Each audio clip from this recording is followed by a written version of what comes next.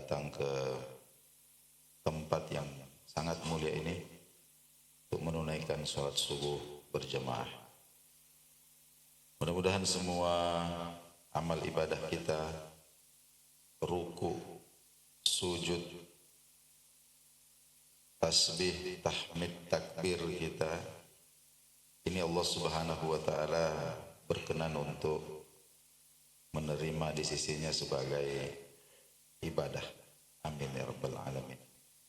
Pun tidak lupa kita mohonkan kepada Allah Subhanahu wa Ta'ala untuk melimpahkan salawat dan salam kepada junjungan kita Nabi Muhammad sallallahu alaihi wasallam. Tidak terasa bahwa Bapak Ibu-ibu waktu berlalu. Barulah rasanya masuk bulan Rajab. Sekarang ini kita sudah berada pada bulan Sya'ban. Sya'ban ini Bapak-bapak dan Ibu-ibu sekalian, secara kronologi bahasa itu berasal dari kata asy-syu'ub. Syu'uban artinya kelompok-kelompok kecil. Kelompok-kelompok kecil. Kenapa disebut kelompok-kelompok kecil? Karena tradisi orang Arab jahiliyah, jika tiba bulan Sya'ban itu, maka mereka membuat kelompok-kelompok kecil atau membagi orang itu menjadi kelompok-kelompok kecil, lalu dikirim ke berbagai penjuru di luar kota Makkah. Untuk apa? Untuk mencari sumber air. Ya, untuk mencari sumber air sebagai persiapan. Persiapan untuk apa? Persiapan untuk menghadapi bulan setelahnya. Karena setelah Sya'ban itu namanya Ramadan. Dari kata Ramadan. Ramadan itu adalah kerikil-kerikil kecil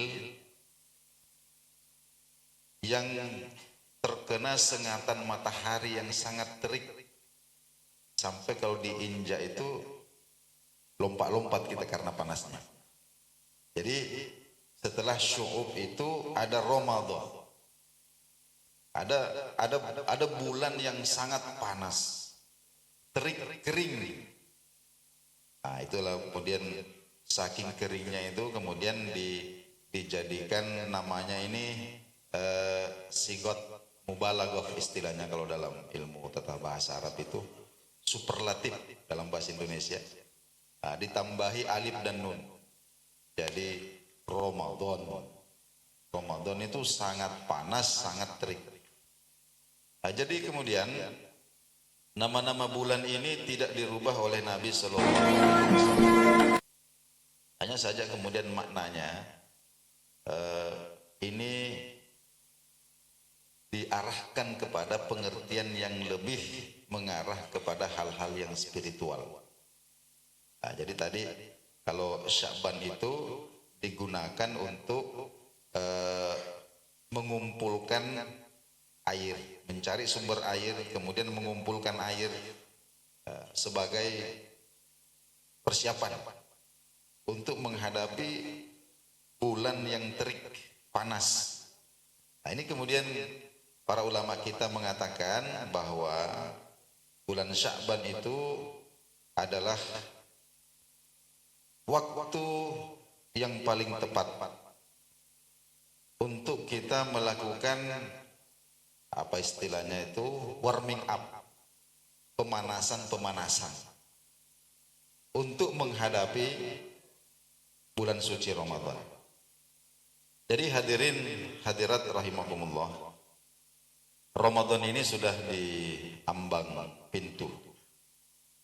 Pasti akan mengetuk-ngetuk pintu hati kita sebenarnya yang hendak diketuk oleh Ramadan ini. Nah, oleh karena itu pada kesempatan ini saya ingin menyampaikan beberapa hal terkait dengan bukan menyambut Ramadan sebenarnya. Nah, Ramadan ini disambut tidak disambut juga pasti datang. Tapi yang penting ini adalah mempersiapkan diri kita. Mempersiapkan diri kita, terutama mempersiapkan hati kita. Imam Ibnu Qudamah dalam salah satu kitab, beliau menyebutkan bahwa ada 3 amalan yang saking besarnya volumenya itu. Ada 3 amalan yang saking besarnya bobotnya itu sampai mizan, ya, timbangan amal itu hampir-hampir jebol. Saking bobotnya ini 3 amalan ini. Yang pertama adalah kesabaran. Kesabaran ketika tertimpa musibah, kesabaran dalam ketaatan kepada Allah, kesabaran menahan diri dari maksiat. Nah, ini amalan yang Allah Subhanahu wa taala sebutkan dalam surah Az-Zumar, innama yuwaffas sabiruna ajruhum bighairi hisab. Bahwa orang-orang yang bersabar, sabar ketika tertimpa musibah, sakit dan lain sebagainya, sabar dalam mentaati Allah, sabar dalam menahan diri melakukan maksiat. Ini Allah katakan bahwa pahala mereka itu akan disempurnakan bighairi hisab. Sudah tidak ada hitung-hitungan lagi. Ya, tidak ada hitung-hitungan lagi. Itu yang pertama. Kemudian amalan yang kedua, Imam Ibnu Qudamah mengatakan amalan yang kedua itu adalah memaafkan orang yang menzalimi kita dan tetap berbuat baik. Jadi ada orang yang zalim kepada kita, kita kemudian memaafkan dan sikap kita itu tidak berubah, tetap baik. Ya, setelah memaafkan, lalu kemudian kita tetap berbuat baik. Ini juga disebut Allah Subhanahu wa taala menyebutkan faman afa wa aslaha. Barang siapa yang memaafkan lalu kemudian wa aslah, ya, berbuat baik, fa ajruhu ilallahi, maka ganjarannya itu urusannya Allah sudah. Jadi tidak diserahkan kepada malaikat untuk dicatat, tapi fa ajruhu ilallah. Ini memang perkara-perkara berat ini. Kemudian yang ketiga, Imam Ibnu Qudamah mengatakan amalan pada bulan Ramadan, wabil khusus puasa Ramadan. Itu Allah Subhanahu wa taala sebutkan dalam hadis qudsi. Hadis qudsi Allah katakan, Allah firmankan, as-saumu li, ya, puasa itu untukku, wa ana ajzi bi, dan saya sendiri yang akan memberikan ganjarannya. Saumuli, puasa itu untukku, ya, wa ana ajzi bihi, dan saya sendiri yang akan memberikan ganjarannya. Nah, jemaah sekalian rahimakumullah, kita bicarakan sedikit tentang puasa Ramadan ini. Hakikat puasa itu adalah menahan diri.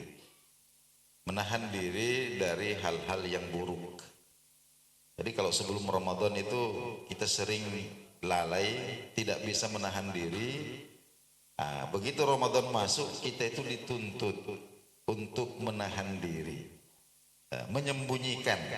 Sembunyikanlah dulu, ya, taruh dulu dalam-dalam ini potensi-potensi keburukan yang sering muncul ini, kita taruh dulu dalam-dalam.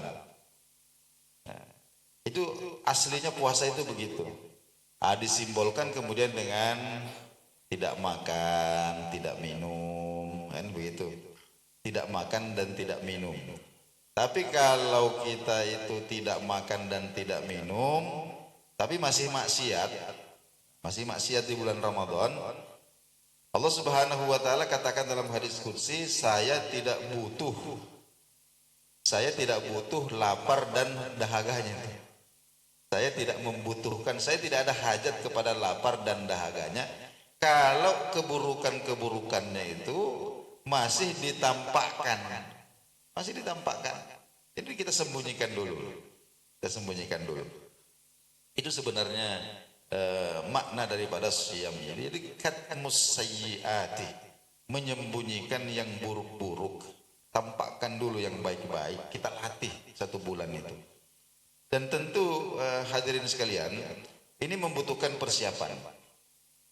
Butuh persiapan. Saya ingin memberikan ilustrasi yang simpel.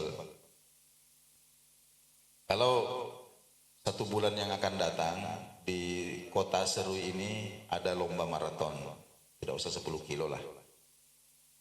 5 kilo saja. Lomba maraton 5 kilo. Maraton kecil-kecilan 5 kilo. Lalu kita mendaftar 1 bulan yang akan datang, kita daftar ikut lomba lari. Tapi mulai hari ini 1 bulan ini sambil nunggu lomba itu, kerjaan kita itu hanya tidur, makan, tidur, makan, tidur, makan. Kira-kira. Lalu tiba masanya kita lomba ini, langsung ikut lomba. Tidak ada persiapan. Ya, kira-kira apa yang terjadi? Mungkin baru kilometer pertama ini kita sudah digotong naik ambulans. Ya. Kenapa? Karena tidak mempersiapkan diri. Nah, jadi ini sebenarnya kenapa Ramadan itu rasanya selalu sama? Jadi kita punya kegiatan ini setiap Ramadan begitu saja. Ramadan yang lalu begitu, Ramadan sekarang begitu, Ramadan yang akan datang begitu lagi. Tidak ada yang berubah. Ini tidak akan berubah kalau kita tidak merubah diri. Berubah. Tidak akan berubah kalau kita tidak merubah cara kita untuk menyambut bulan suci Ramadan ini. Mari kita perhatikan atlet-atlet papan atas. Ya, maksudnya atlet-atlet papan atas di dalam beribadah. Ya. Kalau kita ingin mencontohkan hubungan dengan Al-Quran umpama di bulan Ramadan ya. Nah, seperti Imam Asy-Syafi'i itu, beliau 1 hari itu khatam Quran 2 kali. Kalau bulan Ramadan. Khatam yang pertama itu beliau khatamkan dalam sholatnya. Dalam sholat. Jadi mulai qobliyah subuh sudah mulai mengaji. Sholat subuh, nanti sholat duhanya, masuk qobliyah zuhurnya, ba'diyah zuhur, sholat asar, maghrib, isya, sampai qiyamul lail, khatam 30 juz. 1 kali dalam sholat dan 1 kali di luar sholat. Kalau ini kan seperti ini kan atlet papan atas nih. Atau kalau ini atlet olimpiade ini. Kalau kita ini lokal-lokalan saja. Tapi pertanyaannya itu kenapa bisa begitu? Kenapa bisa begitu? Nah, ini tidak lain dan tidak bukan adalah karena i'dad itu, persiapan. Jadi kalau orang itu menyiapkan diri untuk menyambut datangnya satu kewajiban, maka Allah Subhanahu wa taala akan membantu. Ya, Allah akan membantu itu orang untuk mewujudkan apa yang menjadi himmah dia itu. Itu kan disebutkan ketika menjelang perang Tabuk itu. Perang Tabuk itu ada orang yang tidak mau berangkat perang. Ya, akhirnya kemudian mereka membuat alasan yang bermacam-macam. Ada yang sakit, ada yang tidak punya uang, padahal ada. Ya. Tapi Nabi itu diam saja. Ya sudah, kalau ada yang mengajukan alasan, Nabi ya oke, tidak apa-apa. Ya Rasul, saya tidak bisa berangkat begini, ya silakan. Tapi yang hebat kemudian adalah Allah Subhanahu wa taala menurunkan ayat. Ya. Allah mengatakan begini. Jangan sampai kemudian mereka mengira bahwa ketidakberangkatan mereka itu karena mereka tidak mau. Tidak. Mereka tidak berangkat itu fakarihallahum bi'athahum, karena Allah tidak suka kalau mereka berangkat. Jadi mereka kan beralasan, saya tidak berangkat ya Rasul karena begini ya. Itu semuanya padahal aslinya malas. Tidak ada gairah. Lalu kemudian mereka gembira karena merasa sudah lolos. Tapi Allah kemudian mengatakan sesuatu yang hebat, bahwa jangan mereka mengira bahwa mereka tidak berangkat itu karena mereka alasannya tepat, alasannya bisa katakanlah membuat Nabi percaya. Tidak. Mereka tidak berangkat karena memang Allah tidak senang kalau mereka berangkat. Nah, ini yang harus kita hati-hati. Jadi jangan sampai kemudian Ramadan ini tidak bisa kita dapatkan katakanlah medali takwanya itu karena memang Allah tidak senang kita ini menjadi orang bertakwa. Kenapa? Karena kita tidak mempersiapkan diri. Jadi fakarihallah. Ini yang harus kita berhati-hati. Karena itu kalau kita perhatikan ulama-ulama salaf kita, yang pertama itu persiapannya adalah doa. Imam Ibnu Rajab Al-Hambali itu beliau mengatakan bahwa di antara kebiasaan para sahabat itu adalah sebelum Ramadan, 6 bulan sebelum Ramadan, setiap dalam keseharian mereka itu selalu menyisipkan doa supaya dipertemukan dengan bulan Ramadan. 6 bulan. 6 bulan sebelum Ramadan. Jadi dalam doa mereka itu selalu disisipkan, ya Allah, pertemukan aku dengan Ramadan. Kemudian yang kedua, setelah Ramadan berlalu, 6 bulan berikutnya mereka berdoa supaya amal-amal mereka di bulan Ramadan itu diterima oleh Allah Subhanahu wa taala. Jadi 6 bulan minta, ya Allah pertemukan aku dengan Ramadan. 6 bulan setelah Ramadan mintanya, ya Allah terima amal-amalku selama Ramadan. Itu karena kesadaran bahwa betul-betul Ramadan ini penting sekali. Jadi bapak-bapak dan ibu-ibu sekalian yang saya muliakan, ada istilah prime time. Ada istilah prime time. Jadi waktu emas. Waktu emas, karena tidak semua waktu itu sama. Kita sholat sunnah jam 1 siang dengan sholat sunnah jam 3:30 subuh itu beda. Kenapa? Karena prime time-nya itu, waktunya itu. Begitu juga dengan 12 bulan ini, semuanya memiliki keutamaan, kemuliaan, tapi Ramadan inilah momennya, ini prime time-nya ini. Jangan disia-siakan. Makanya kenapa Allah Subhanahu wa taala menurut ulama kita ini jelaskan, ada 2 bulan haram yang Allah letakkan sebelum Ramadan. Bulan haram itu kan ada di awal tahun namanya Muharram, ada di akhir tahun namanya Zulhijjah. Kemudian 2 lagi itu diletakkan berjejeran sebelum Ramadan. Yang ke-7 namanya Rajab, yang ke-8 namanya Sya'ban, yang ke-9 Ramadan. Kenapa Rajab, kenapa Sya'ban diletakkan Ramadan? Ini supaya kita i'dad, mempersiapkan diri.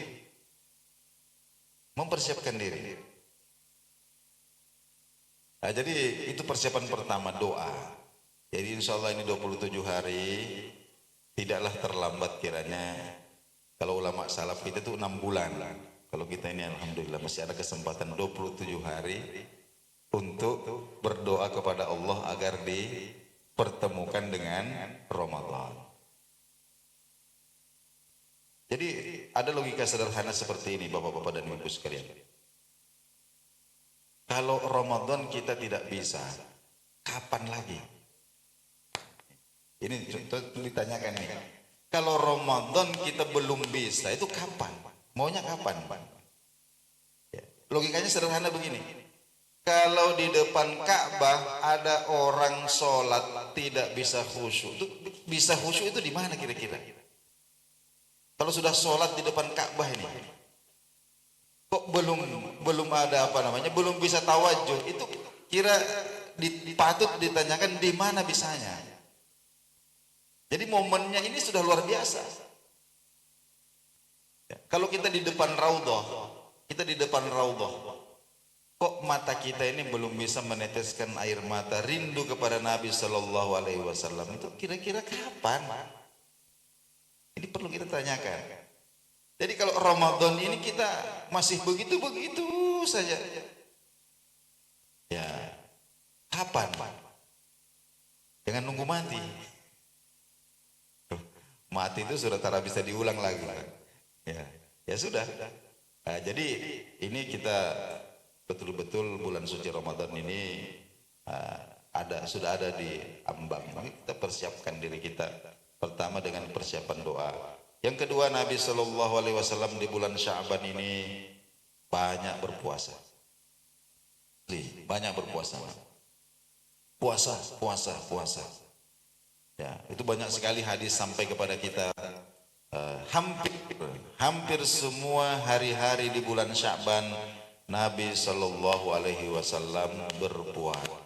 Itu sebagai i'dad. Bayangkan Nabi kita Shallallahu Alaihi Wasallam dengan dimensi spiritual yang level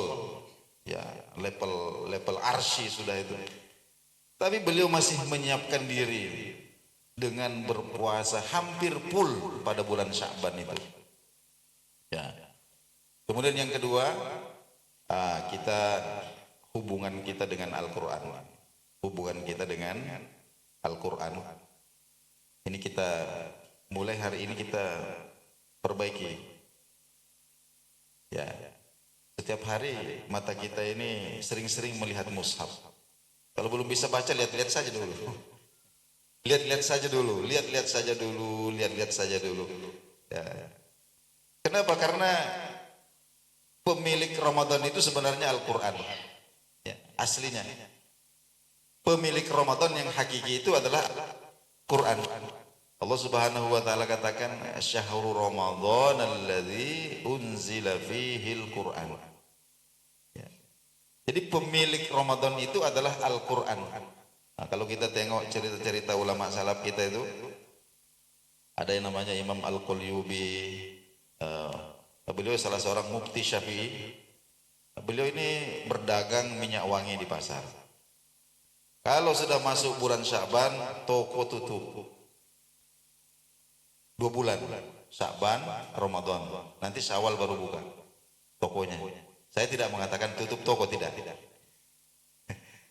Tapi kalau kita ke toko, bawalah Al-Quran.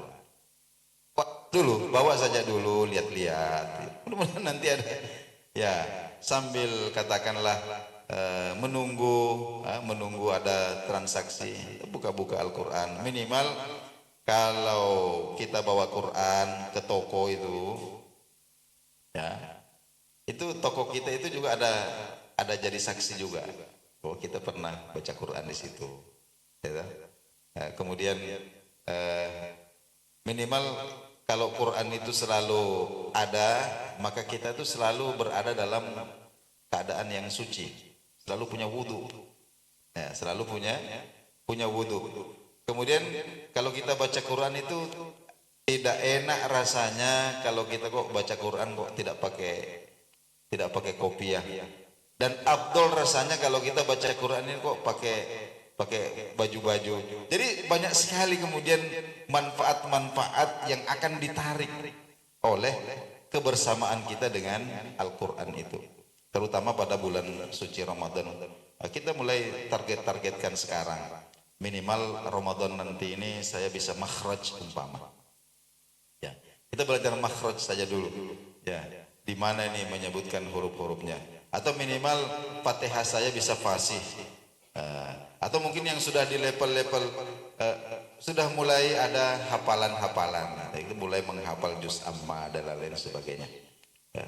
Jadi bapak-bapak dan ibu sekalian yang saya muliakan, saya ingin mengakhiri ini dengan satu hadis Nabi Shallallahu Alaihi Wasallam.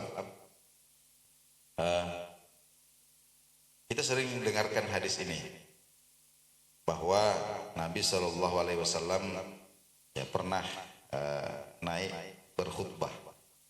Mimbar Nabi itu hanya berupa seperti tangga saja. Mimbar beliau itu seperti tangga, 3 anak tangganya, 1, 2, 3. Tidak ada apa namanya, tidak ada, pokoknya seperti tangga saja, seperti undakan saja, tiga tingkat. Itu mimbar. Di tangga pertama itu beliau mengatakan amin, tangga kedua amin, tangga ketiga amin. Nah, sahabat bertanya, apa yang engkau aminkan? Nabi mengatakan doanya Jibril. Yang berdoa Jibril, makhluk yang terbaik di langit. Yang mengaminkan itu baginda Nabi Muhammad, makhluk terbaik di muka bumi ini. Ini berarti doanya tidak main-main. Ya. Yang berdoa tidak main-main, yang mengaminkan juga tidak main-main. Artinya yang mengaminkan ini membenarkan. Apa doa Jibril itu? Jibril mengatakan celakalah orang yang orang tuanya itu masih hidup dalam keadaan renta, kemudian dia tidak bisa masuk surga. Orang tua masih ada dalam keadaan renta, kemudian kita tidak, seorang anak tidak memaksimalkan itu sebagai jalannya untuk masuk ke dalam surga. Celaka itu orang. Dan Nabi membenarkan itu. Nabi mengatakan ya amin. Kemudian yang kedua, Jibril mengatakan ragima anfurujul, celakalah orang bertemu dengan Ramadan, menjalani hari-harinya, fansalakha, lalu Ramadan pergi, walam yughfar, sedangkan dosanya belum diampuni oleh Allah Subhanahu wa taala. Celaka. Dan Nabi mengatakan setuju, amin. Kemudian yang ketiga, Jibril mengatakan ragima anfurujul, celakalah seseorang ketika namamu Muhammad disebutkan, dia dengarkan namamu disebut, cerita saja, tidak bersalawat kepadamu. Nabi kemudian mengatakan betul itu, amin, celaka dia. Ini mudah-mudahan jadi pengingat kita. Jadi kalau kita dipertemukan dengan bulan suci Ramadan, maka manfaatkanlah, maksimalkan untuk mengoptimalkan semua bentuk-bentuk kebaikan, dan tentu yang paling penting jangan maksiat. Itu jangan maksiat. Nah, inilah barangkali bapak-bapak, ibu-ibu sekalian yang sempat kita bagikan pada subuh hari ini. Mudah-mudahan bermanfaat. Ada silap kata salah dalam berucap, saya mohon dimaafkan. Hadanallahu wa iyyakum.